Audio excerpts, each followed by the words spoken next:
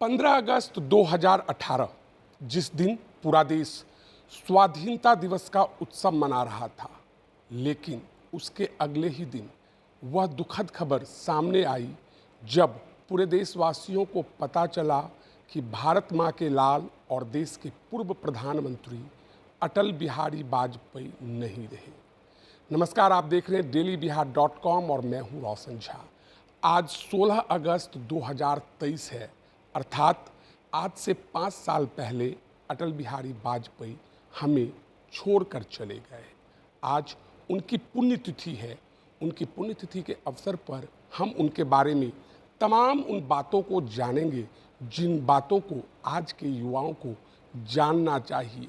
अटल बिहारी वाजपेयी अर्थात वह महान कवि, अटल बिहारी वाजपेयी अर्थात विपक्ष का एक बड़ा नेता, अटल बिहारी वाजपेयी अर्थात देश के महान प्रधानमंत्री और अटल बिहारी वाजपेयी अर्थात भारत रत्न। बारी बारी से हम आपको बताएंगे कि अटल बिहारी वाजपेयी की संक्षिप्त यात्रा क्या थी। चित्रों के माध्यम से हम आपको बता रहे हैं। अभी हम बीजेपी कार्यालय बिहार पटना में स्थित बीजेपी कार्यालय के अटल सभागार में हैं। इस चित्र के माध्यम से हम आपको उनकी संक्षिप्त जीवनी बताते हैं। मध्य प्रदेश के ग्वालियर में साल 1924 में अटल बिहारी वाजपेयी का जन्म होता है। 1942 में भारत छोड़ो आंदोलन में अटल जी भाग लेते हैं और जेल जाते हैं। आज़ादी के बाद साल 1951 में भारतीय जनसंघ से जुड़ते हैं और पहली बार 1957 में लोकसभा के लिए पहुंचते हैं। आपको जानकर आश्चर्य होगा कि स्वतंत्र भारत में अटल जी पहले ऐसे नेता थे जिन्होंने 3 लोकसभा सीट से चुनाव लड़ा था। अब बात करते हैं 1968 भारतीय जनसंघ का अध्यक्ष उन्हें बनाया जाता है। 75 में इंदिरा गांधी की हिटलरशाही के खिलाफ जब इमरजेंसी के दौरान आंदोलन होता है तो अटल जी बढ़ चढ़कर भाग लेते हैं और जेल जाते हैं।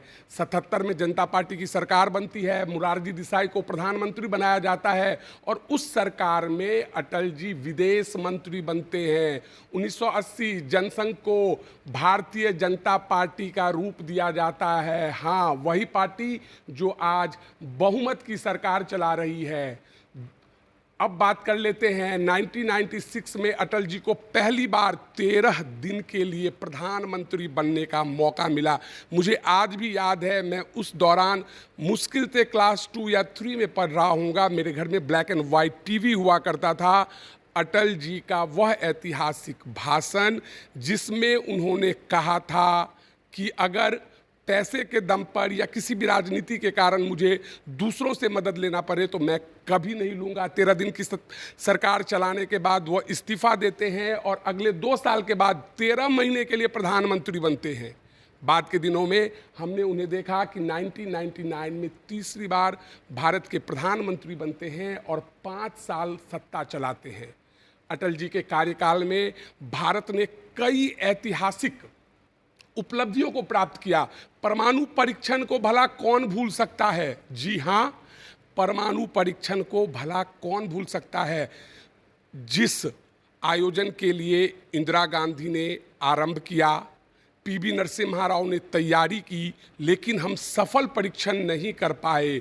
लेकिन प्रधानमंत्री बनने के मात्र 42 दिन के अंदर ही अटल बिहारी वाजपेयी ने पोखरण में परमाणु परीक्षण किया और दुनिया वालों को बता दिया कि हम कमज़ोर नहीं, परमाणु संपन्न देश हैं। कारगिल युद्ध हम विजय हुए। अब बात कर लेते हैं 2001 में अटल बिहारी वाजपेयी सरकार ने सर्व शिक्षा अभियान चलाया।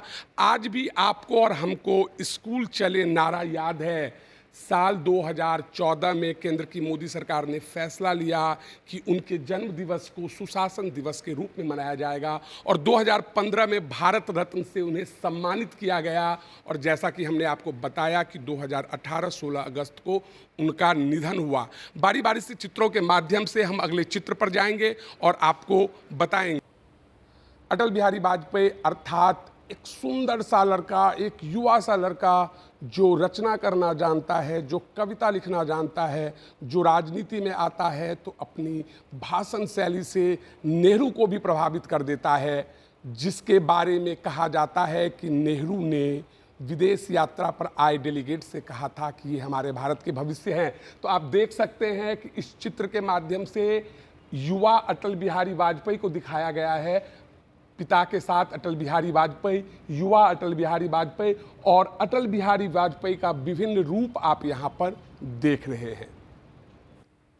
वो अटल बिहारी वाजपेयी ही थे जिन्होंने नारा दिया था, गीत नया गाता हूँ, टूटे हुए तारों से फूटे वसंती स्वर, पत्थर की छाती में उग आया नव अंकुर, झरे सब पीले पात, कोयल की कुहुक रात, प्राची में अरुणिमा की रेखा देख पाता हूँ, गीत नया गाता हूँ, टूटे हुए सपने की सुने कौन सिसकी, अंतर को चीर व्यथा पलकों पर ठिठकी, हार नहीं मानूंगा रार नहीं ठानूंगा, काल के कपाल पर लिखता मिटाता हूँ, गीत नया गाता हूँ।